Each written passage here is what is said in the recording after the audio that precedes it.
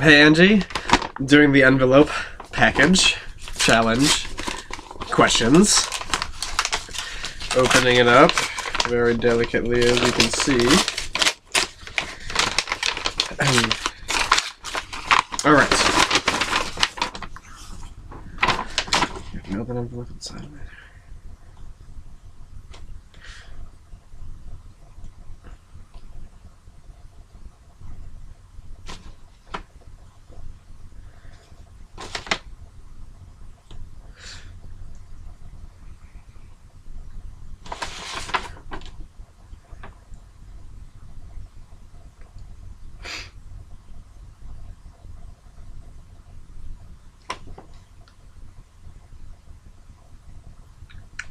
Alright, I don't really know what to expect from that description.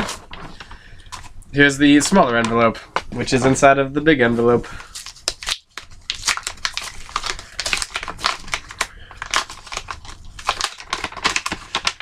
Okay. I'm going to read over the instructions one more time just to make sure I do it all right.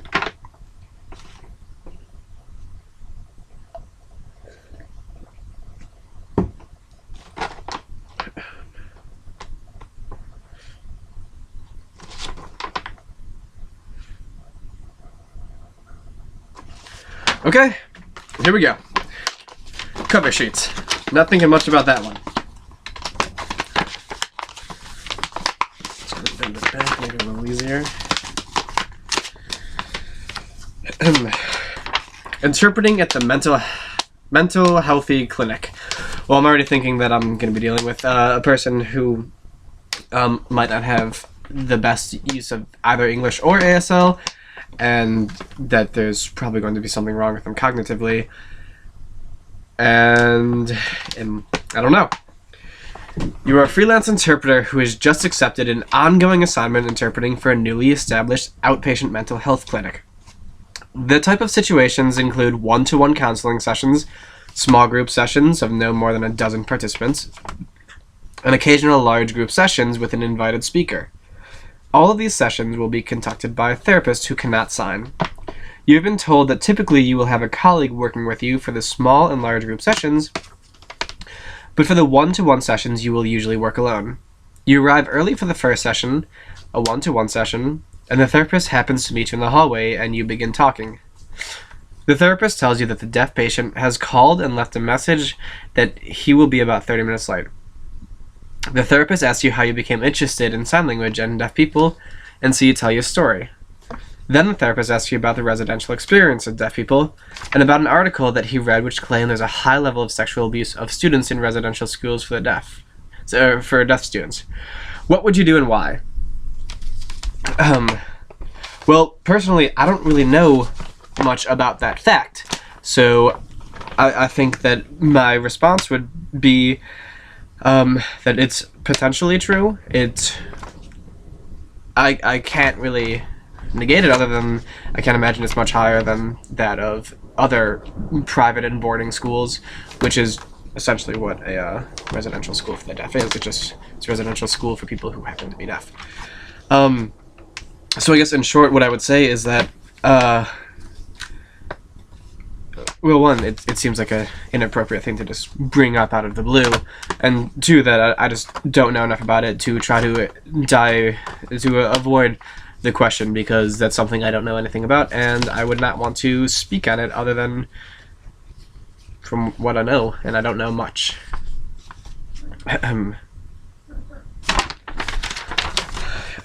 Segment 2, interpreting at the mental health clinic. Still not sure where it's going to go. After you respond, the therapist tells you the reason he asked is that the deaf patient in the session has a history of child sexual abuse, and that this is the first in a series of court-ordered therapy sessions. The deaf person finally arrives, and it is someone you recognize from the interpreting you have done in the community. The therapist directs the deaf person to his office, and the session begins. At the end of the hour, you accompany the deaf person to the receptionist's desk to schedule the next appointment. In the middle of trying to find a workable time, the therapist approaches and in front of the deaf person asks if he can speak to you in private for a few minutes.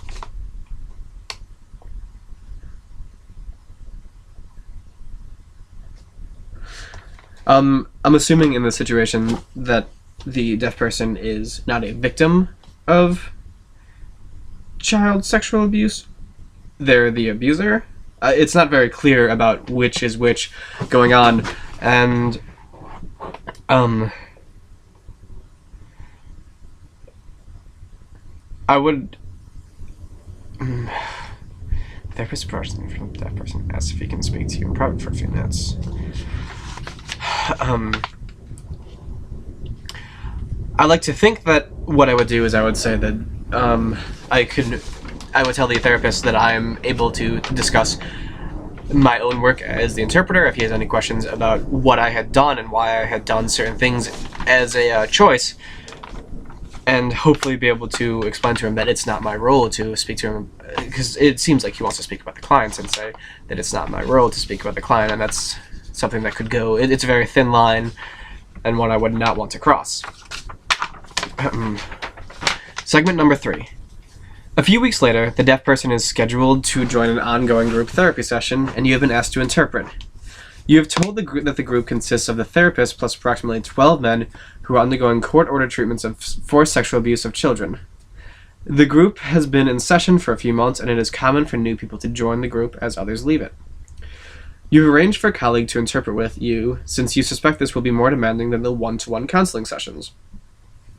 About 30 minutes before the session is to begin, you receive a page from your colleague saying that she has been involved in a car accident. She has suffered only minor injuries, but she has been taken to the hospital for x-rays as a precautionary measure. Thus, she will be unable to interpret the group counseling session. She has placed a call to the referral agency, but they have not yet been able to locate a replacement. You too contacted the agency and confirm that they have no one available on such short notice.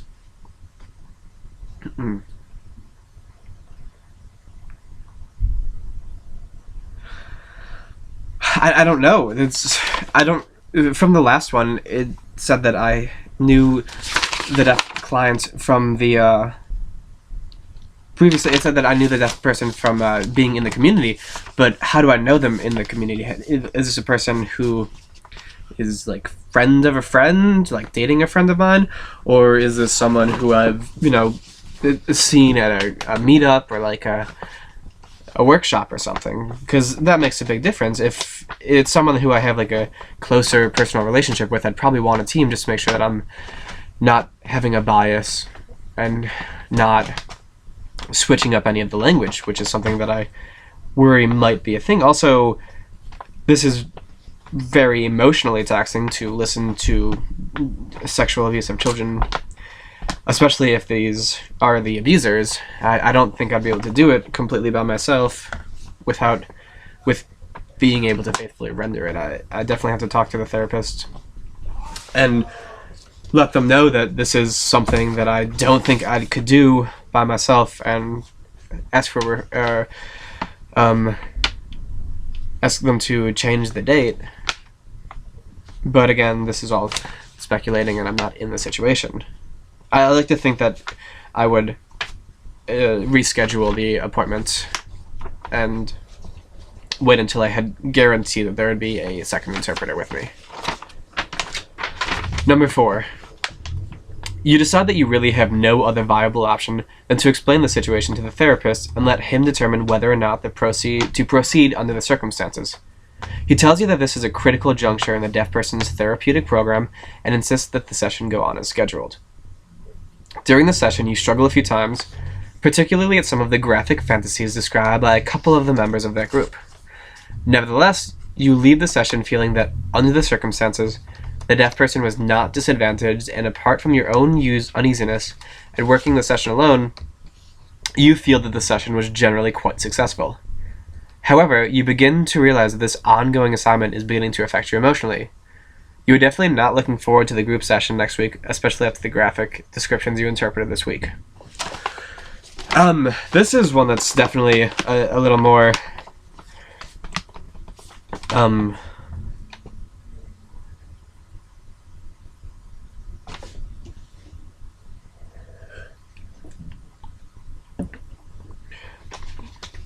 by this point, I've been involved with the deaf person for quite a few sessions, and I do feel like I assume I would have gotten to feel like I know this person well enough, their signing styles, they clearly trust me enough to welcome me back to interpret more.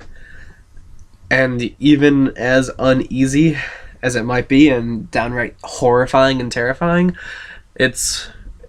there's still the fact that they also deserve the equal access. And it's my job. If I wasn't ready to interpret this for this potential thing, then I shouldn't have gone to a mental health institute and taken a job from them. Like, I have gotten myself into this mess, and just eventually it will have to clear over, because for right now this person is relying on me, and the next interpreter might not be, I don't think open-minded is the right word, but they might not be as willing to accept the situation that's going on, and they might render it in an unfaithful way, because I feel like at this point in the story, I have at least been able to render it faithfully, as morbid as it is. Segment 5. A few days later, a friend of yours asks you to interpret for a Cub Scout den meeting. Your friend's deaf son and another deaf boy belong to the Cub Scout den based at the local school they attend. However, they want to attend the upcoming regional scouting camporee, the Scouting Olympics. That will take place over an upcoming long holiday weekend. You've been asked to interpret the organizational meeting, and because it is for your friend, you agree to do so on a pro bono basis. When you arrive, there are approximately 50 Cub Scouts and the parents, mostly fathers, at the meeting. As you're waiting for the friends and his son to arrive, you notice some of the men there look familiar. After a short time, you realize that he is one of the men from the group counseling session. You remember him quite clearly because of his graphic description of his sexual fantasies, almost all of which involved young boys. I'd have to step out. I would not be able to interpret that situation. I don't know, honestly, how to go about that, because I couldn't tell the Cub Scout leaders about it, but that also could be putting one of the Cub Scouts in danger of being attacked.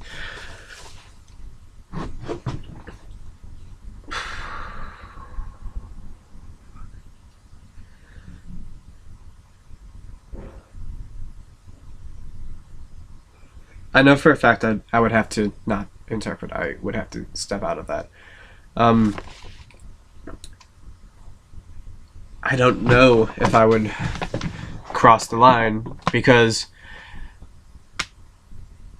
of course I'd want to inform all the parents. I'd like to call him out right there on the spot and yell his name and say these things that he's wanted to do to these children. Especially if he's acted on the urges before.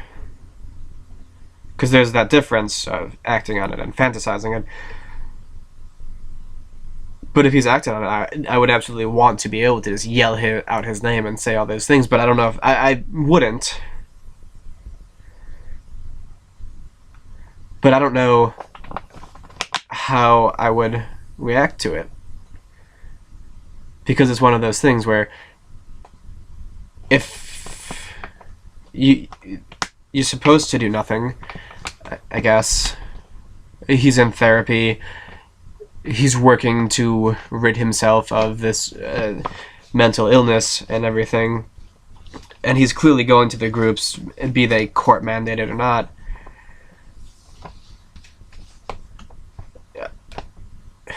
I guess I would have to step out.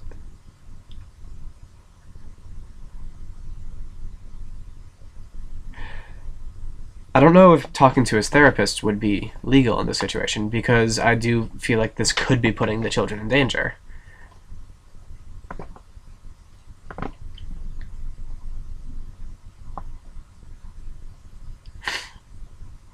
I think I would have to excuse myself from the interpreting and say sorry to my friend and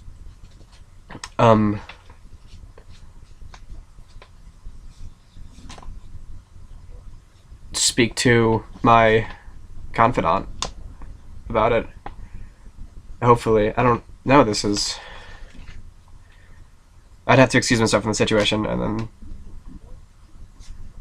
not say anything, I guess, is the legal line. Just not say anything.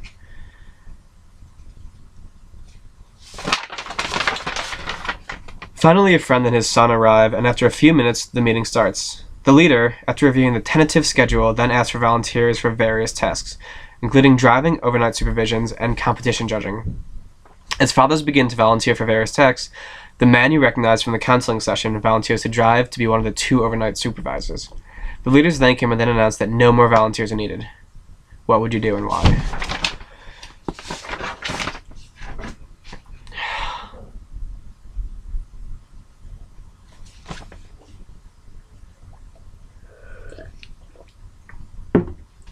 And you didn't realize how messed up this would be.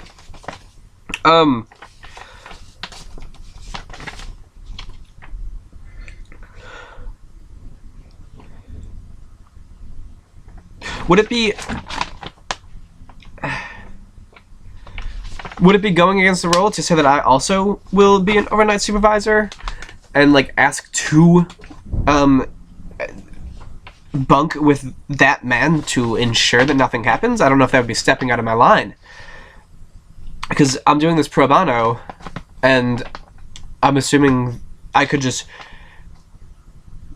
try to work it out where I would be with that man and then just assume that by default the deaf kid has to go wherever I go.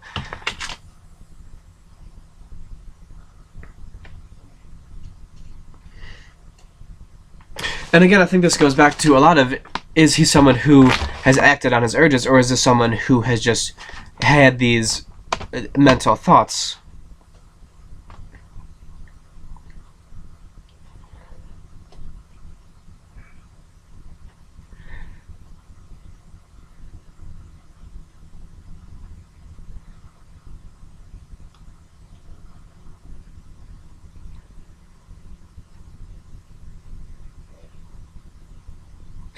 Does the man recognize me? Does he know that I was a person who was there and he's still doing this? It's a bold move to make if it's the case.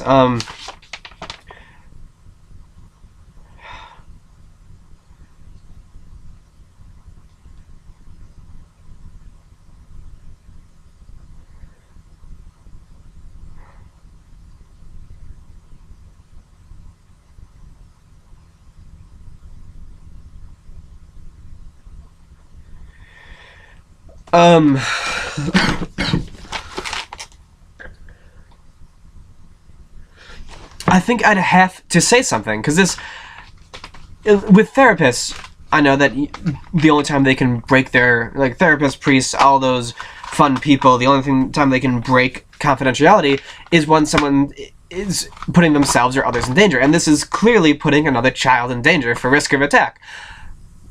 I would have to speak up and say something. I feel like there's not another option, because if one of these kids gets molested, raped, or even kidnapped, then, like, there is a total social responsibility placed on me to prevent this from happening if I have the means to. I think at this point I would have to speak up and alert the crowd of why this is a terrible decision.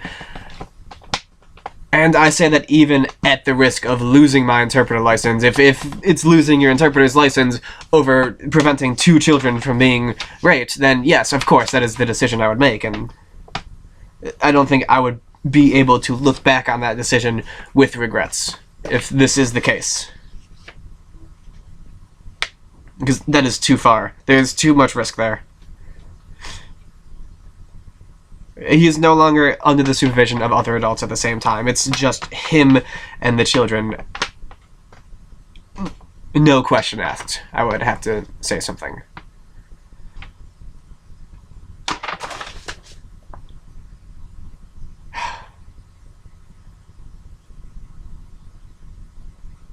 I really can't wait to discuss this with everyone tomorrow. This is terrible.